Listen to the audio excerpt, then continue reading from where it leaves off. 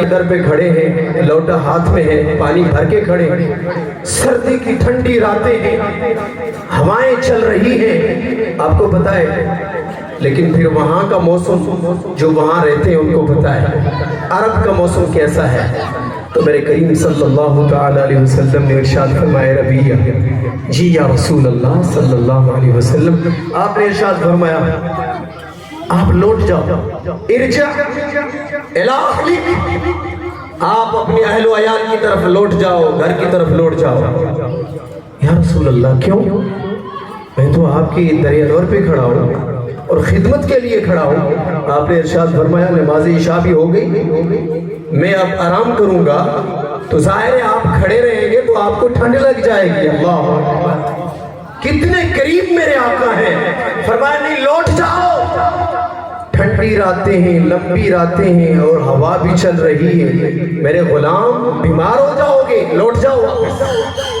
اس لیے تو قرآن کریم میں اللہ کریم نے ارشاد فرمایا، لَقَدْ جَاءَكُمْ رَسُولٌ مِّنْ أَنفُسِكُمْ عَزِيزٌ عَلَيْهِ مَا عَنِتُّمْ حَرِيصٌ عَلَيْكُمْ بِالْمُؤْمِنِينَ رَءُوفٌ رَحِيمٌ۔ میرے محبوب اپنے امت پر، مومنین بندے پر رؤوف بھی ہیں اور رحیم بھی ہیں۔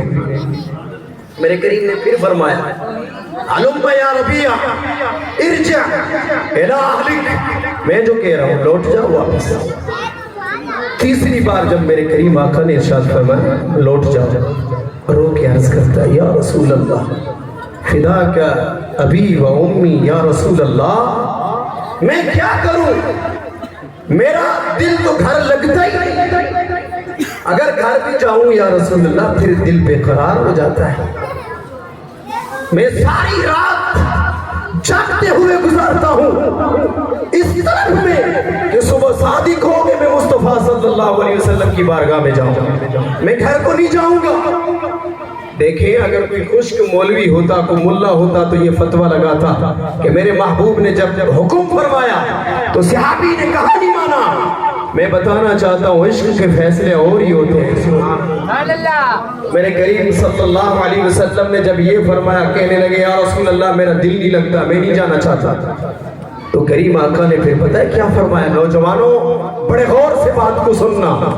میرے کریم آقا نے فرمایا چلو گھر کو نہیں جاتا تو پھر میرے پاس آ جا، سبحان اللہ، میرے حجرے میں آ جا، جہاں میں سویا ہوا ہوں چلو میرے ساتھ ہی سو جا، سبحان اللہ۔ یار اتنا کریم آقا، اتنا وفادار نبی صلی اللہ تعالی علیہ وسلم اپنے غلام کو فرما رہے ہیں میں اندر تشریف لیا، اندر آ جا۔ وہ صحابی کہتا ہے خدا کی قسم جب میں اندر گیا نا میری تو زمین پاؤں تلے سے نکل گئی، اور میرے کریم علیہ السلام نے اپنی جگہ کو چھوڑا ہوا تھا ایک طرف ہو کے، آپ نے ارشاد فرمایا آؤ صحابی میرے ساتھ سو جاؤ، ایک کمبل شریف میں، اللہ ٹھنڈ لگ جائے گی، سردی کی بڑی لمبی راتیں ہیں، میں نہیں چاہتا میرا غلام باہر سردی میں کھڑا ہو۔ اس نے عرض کیا رسول اللہ میری کیا اوقات کہ میں بستر نبی پہ پاؤں رکھوں؟ میرے محبوب صلی اللہ علیہ وسلم نے ارشاد فرمایا اچھا چلو ٹھیک ہے، میرے پاؤں کے سائڈ سو جا، جہاں میرے قدمین شریفین ہیں یہ جگہ پڑی ہے، سو جا، یہ کمبل شریف لمبا ہے تجھے بھی آ جائے گا۔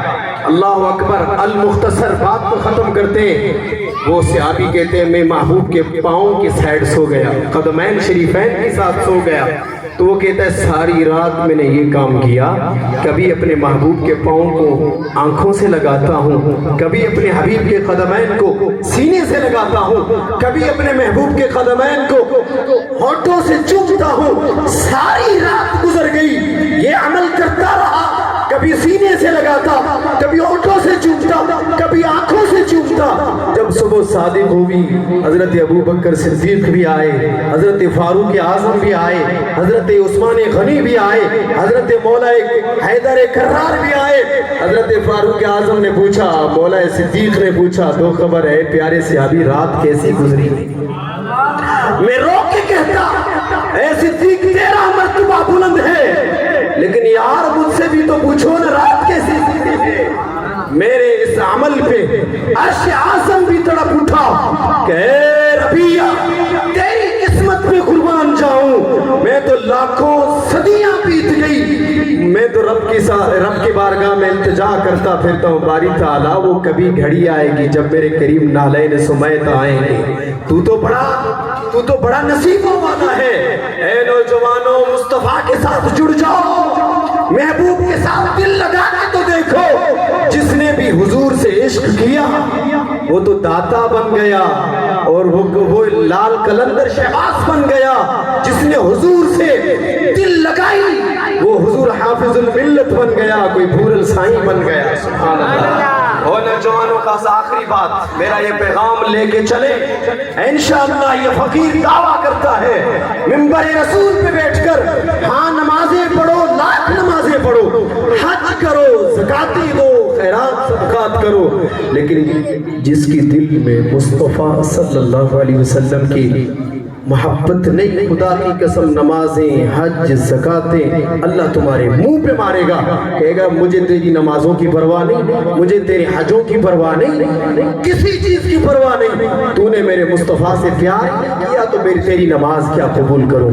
آخری بات سنیں، لوگ کہتے ہیں صرف قرآن کو مانو، صرف قرآن کو مانو، قرآن ہی کافی ہے، قرآن ہی کافی ہے۔ ایک بات ذہن نشین کر لیں، جو یہ بات کرتے ہیں صرف قرآن کافی ہے، وہ گمراہ ہیں، وہ گمراہ ہیں، وہ جہنمی ہیں۔ صرف قرآن کافی نہیں، مصطفیٰ صلی اللہ علیہ وسلم کے فرمانوں کو کہاں کریں گے آپ؟ سنت کو کہاں کریں گے آپ؟ میرے پیارے بھائیو، اللہ کریم کے محبوب نے جب نا پہلی آیت پڑھ کے سنائی، قرآن کی پہلی وحی، اقرأ بسم ربک الذی خلق، جب میرے کریم آقا آئے اپنے پیاروں میں بیٹھ کے آپ نے قرآن پڑھا، تو پھر باشندوں نے پوچھا، مکہ کے باشندوں نے، رہنے والوں نے پوچھا یہ کیا ہے، یہ کیا پڑھ رہے ہیں آپ؟ یہ ایک کلام ہے، فصیح بلیغ کلام ہے، لیکن سمجھ نہیں آتی، سنیں۔ میرے کریم نے فرمایا یہ قرآن ہے۔ ارے ہم نے قرآن کو تب مانا جب مصطفیٰ نے فرمایا کہ یہ قرآن ہے، مصطفیٰ کریم نے فرمایا یہ جملہ یہ قرآن ہے۔ بتاؤ یہ حدیث ہے یا قرآن ہے؟ یہ جملہ ارشاد فرمانا کہ یہ کتاب قرآن ہے، یہ کس نے فرمائی؟ مصطفیٰ نے فرمائی۔ تو یہ بتائیں کہ یہ جملہ کیا ہے، حدیث ہے یا قرآن ہے؟ حدیث مبارک ہے۔